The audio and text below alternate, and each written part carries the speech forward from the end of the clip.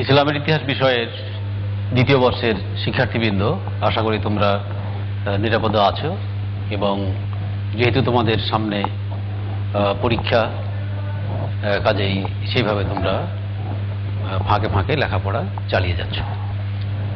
আজকে আমি দ্বিতীয় পত্রের শেষ অধ্যায়ের উপরে বাংলাদেশ যে স্বাধীন সার্বভৌম দেশ হিসেবে প্রতিষ্ঠিত হয়েছিল সেই অধ্যায় থেকে আজকে মুক্তিযুদ্ধের উপরে একটু আলোচনা করব। তো আজকে আমাদের মূল পাঠে চলে যাই।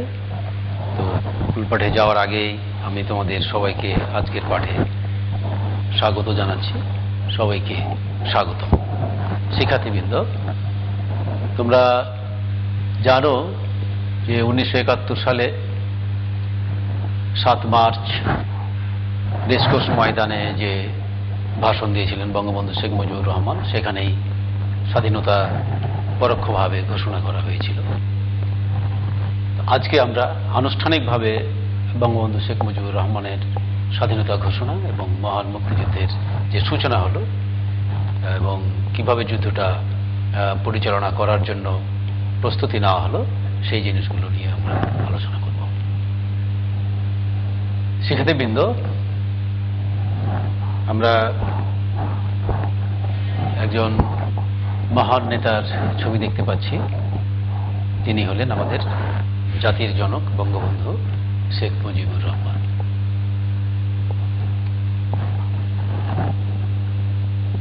তো তিনি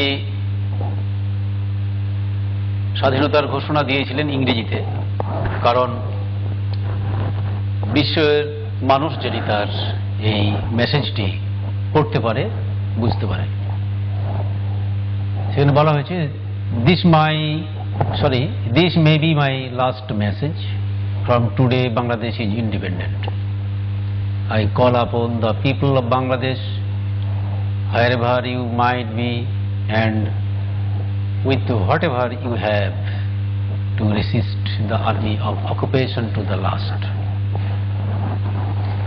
Your fight must go on until the last soldier of the Pakistan occupation army is expelled from the soil of Bangladesh and final victory is achieved. আমরা এর বাংলা এভাবে বলতে পারি, ইহাই হয়তো আমার শেষ বার্তা। আজ হইতে বাংলাদেশ স্বাধীন। আমি বাংলাদেশের জনগণকে আহ্বান জানাইতেছি যে যেখানে আছো, যাহার যা কিছু আছে তাই নিয়ে রুখে দাঁড়াবো। সর্বশক্তি দিয়ে হানাদার বাহিনীকে প্রতিরোধ করো। পাকিস্তানি দখলদার বাহিনীর শেষ সৈনিকটিকে বাংলার মাটি হইতে বিতাড়িত না করা পর্যন্ত এবং চূড়ান্ত বিজয় অর্জন না করা পর্যন্ত লড়াই চালিয়ে যাও। তো জাতির জনক বঙ্গবন্ধু শেখ মুজিবুর রহমানের এই ঘোষণা, তখন তিনি তৎকালীন ইপিআর, সেই ইপিআরের সেটের মাধ্যমে তিনি এটা ঘোষণাটা দিয়েছিলেন এবং সেটা প্রচারের জন্য তিনি এই তার রাজনৈতিক ঘনিষ্ঠ সহযোগী জহুর আহমেদ চৌধুরীর কাছে পাঠিয়েছিলেন চট্টগ্রামে। 26 মার্চ দুপুরে চট্টগ্রামের আগ্রাবাদের যে প্রথম যে বেতার কেন্দ্র, সেটির নাম ছিল স্বাধীন বাংলা বিপ্লবী বেতার কেন্দ্র, সেখান থেকে চট্টগ্রাম আওয়ামী লীগের সাধারণ সম্পাদক আব্দুল হান্নান প্রথম বঙ্গবন্ধুর স্বাধীনতার ঘোষণাপত্র পাঠ করেন। এটি একাধিকবার পাঠ করা হয়েছে। 26শে মার্চের পর আমরা 27 মার্চ পরে শুনতে পাই, জনগণও শুনেছে যে 27 মার্চ বঙ্গবন্ধু শেখ মুজিবুর রহমানের পক্ষে ইস্ট বেঙ্গল রেজিমেন্টের তৎকালীন মেজর জিয়াউর রহমান কালুরঘাট স্বাধীন বাংলা বেতার কেন্দ্র থেকে পুনরায় স্বাধীনতার ঘোষণাপত্রটি পাঠ করেন। আমরা যে বেতার কেন্দ্রটির কথা বললাম, পরবর্তীতে সেটা কালুরঘাটে স্থানান্তরিত হয়েছিল এবং তখন এটার নাম দেওয়া হয়েছিল কালুরঘাট স্বাধীন বাংলা বেতার কেন্দ্র। বিপ্লবী কথাটি এখানে আর ছিল না।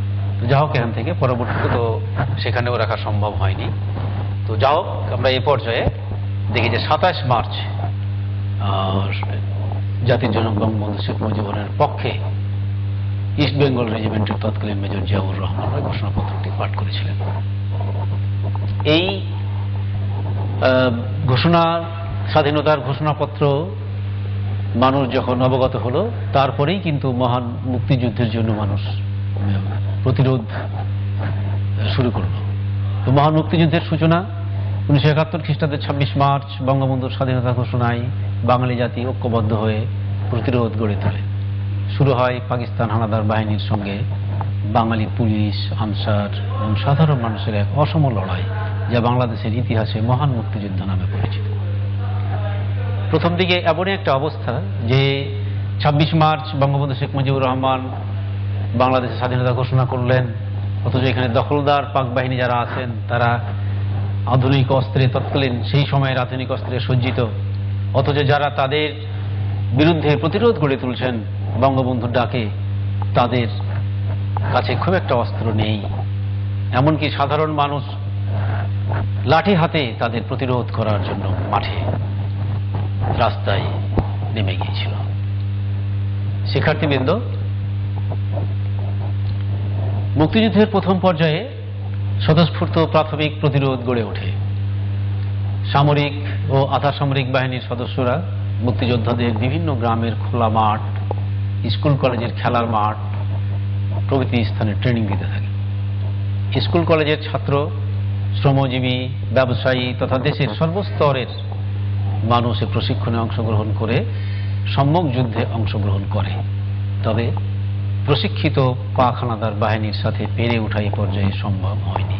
আমি একটু আগেই আভাস দিয়েছি যে একদিকে প্রশিক্ষিত এবং সশস্ত্র সৈনিক, অন্যদিকে আমাদের মুক্তিবাহিনী যাদের কাছে খুব সামান্য অস্ত্র ছিল এবং অনেকের কাছে অস্ত্র ছিলই না। কাজে প্রথম পর্যায়ে কিন্তু আমরা ততটা সফলতা অর্জন করতে পারিনি।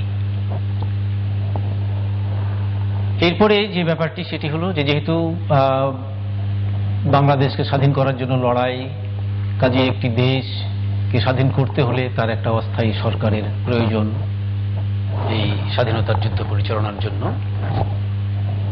সেই কারণেই 1971 সালের 10 এপ্রিল অস্থায়ী সরকার গঠন করা হলো।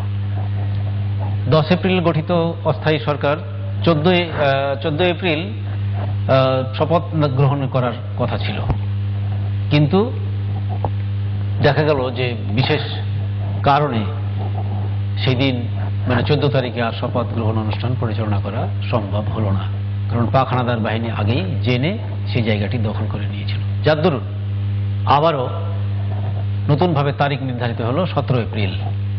এই 17 এপ্রিল অস্থায়ী সরকার শপথ গ্রহণ করে এবং শপথ অনুষ্ঠানের জন্য তৎকালীন কুষ্টিয়া জেলার মেহেরপুর মহকুমার বৈদ্যনাথতলাকে উপযুক্ত স্থান হিসেবে নির্ধারণ করা হয়েছিল। এখানে ঘন আমের বাগান ছিল এবং এলাকাটি পাক হানাদারদের দৃষ্টির বাইরে থাকবে, এরকম একটা অবস্থা বিবেচনায় রেখে এই জায়গাটি নির্বাচন করা হয়েছিল।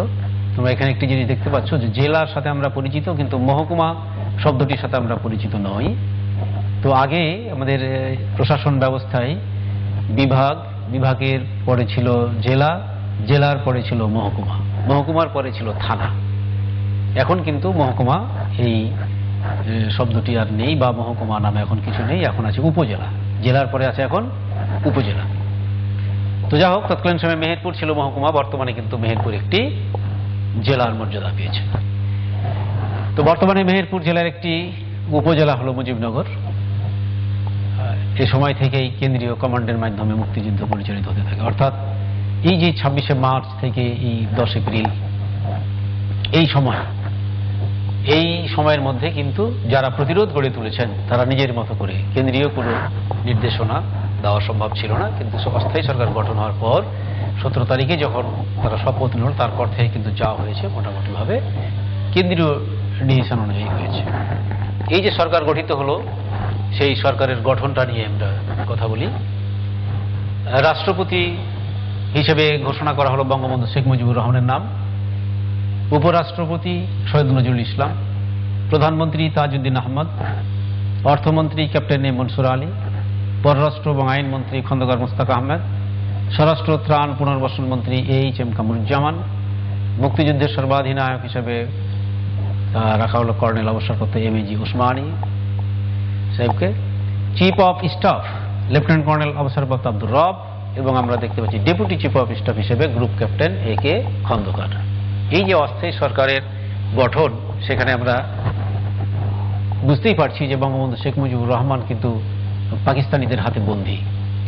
এই বন্দীকালীন সময়ে রাষ্ট্রপতির পক্ষ থেকে উপরাষ্ট্রপতি সৈয়দ নজরুল ইসলাম রাষ্ট্রপতির দায়িত্ব পালন করেছিলেন। শিক্ষার্থীবৃন্দ, এই মুক্তিযুদ্ধকে সুন্দরভাবে পরিচালনা করার জন্য সমগ্র দেশকে 11টি সেক্টরে বিভক্ত করা হয়েছিল। আমরা একে একে 11টি সেক্টরের পরিচিতি তুলে ধরি এবং তুলে ধরবো আমি, এবং তোমাদের মনে হয় এটা খুব সহজ হবে মনে রাখার। 1 নম্বর সেক্টর চট্টগ্রাম ও পার্বত্য চট্টগ্রাম থেকে ফেনী নদী পর্যন্ত।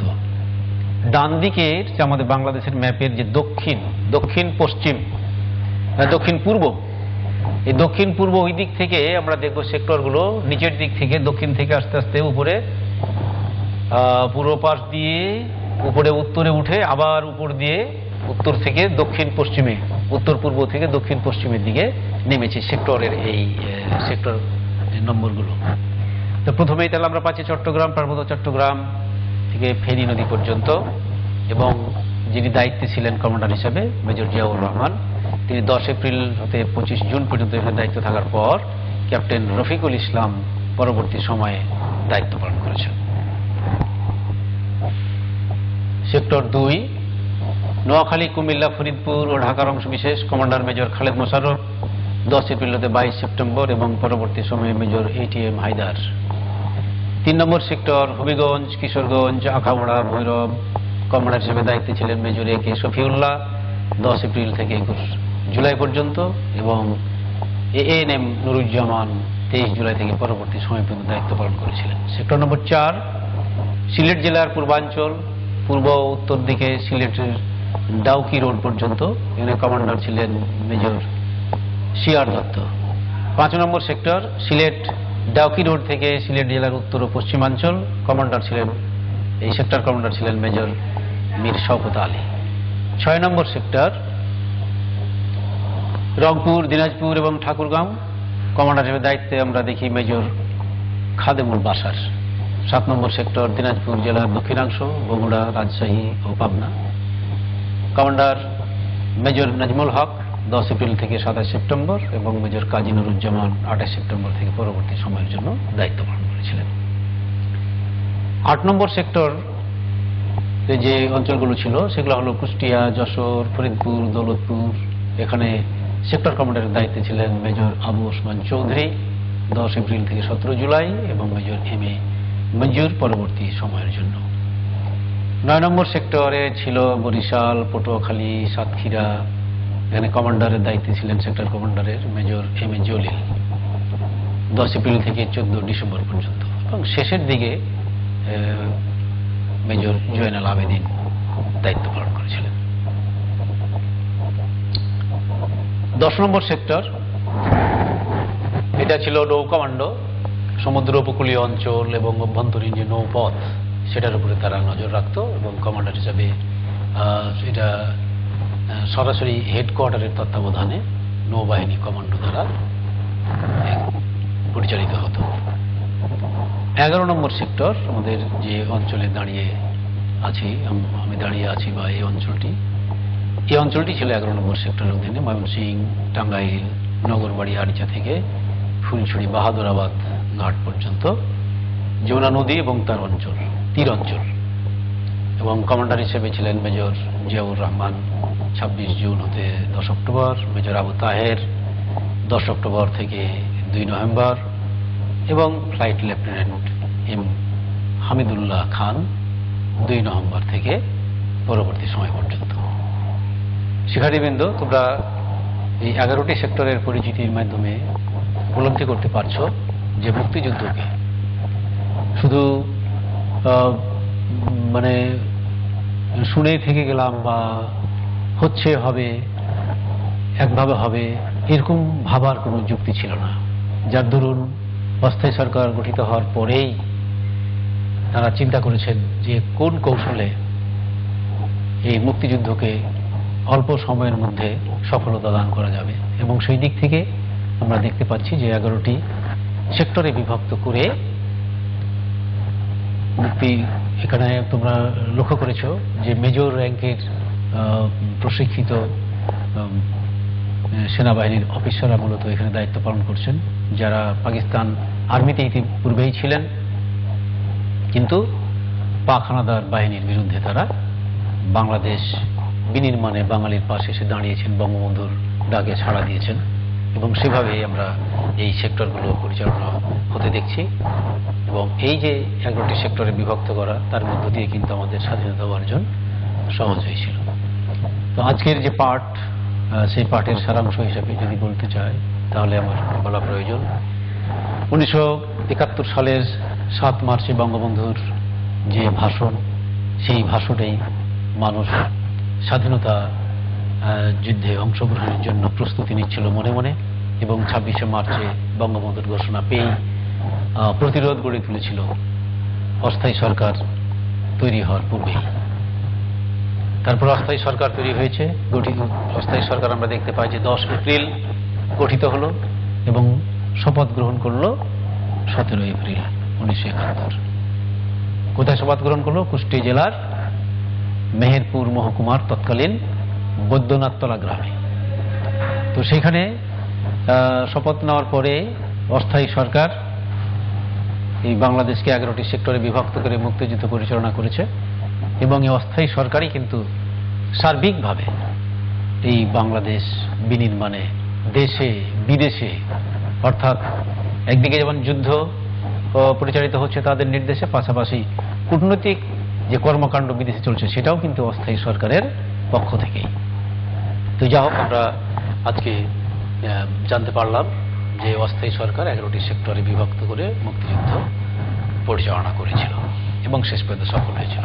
তো শিক্ষার্থীবৃন্দ, আজকের আলোচনার উপর থেকে তোমাদের একটি বাড়ির কাজ, মুজিবনগর সরকারের গঠন বর্ণনা করো। যে অস্থায়ী সরকার, সেই অস্থায়ী সরকারের গঠনটা তোমরা শিখবে এবং খাতায় লিখবে।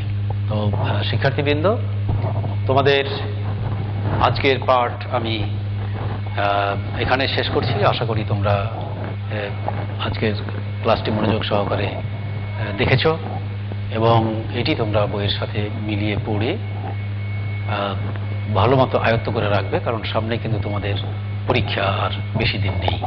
তো সবাইকে আমি আমার আন্তরিক ধন্যবাদ জানিয়ে এবং তোমাদের সুস্বাস্থ্য কামনা করে আমি শেষ করলাম।